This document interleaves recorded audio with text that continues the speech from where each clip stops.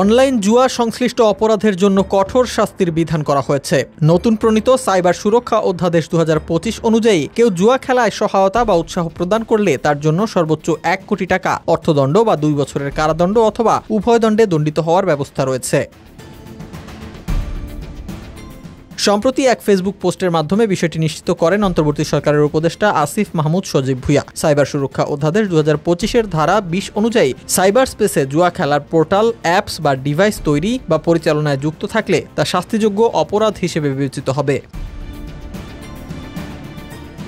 এছাড়া জুয়া খেলায় অংশগ্রহণ, সহায়তা বা উৎসাহ প্রদান করলেও তা এই আইনের আওতাভুক্ত হবে। পাশাপাশি জুয়া খেলায় উৎসাহ প্রদানের জন্য বিজ্ঞাপনে অংশগ্রহণ বা প্রত্যক্ষ ও পরোক্ষ প্রচার করলেও তা শাস্তিযোগ্য অপরাধ হিসেবে বিবেচিত হবে।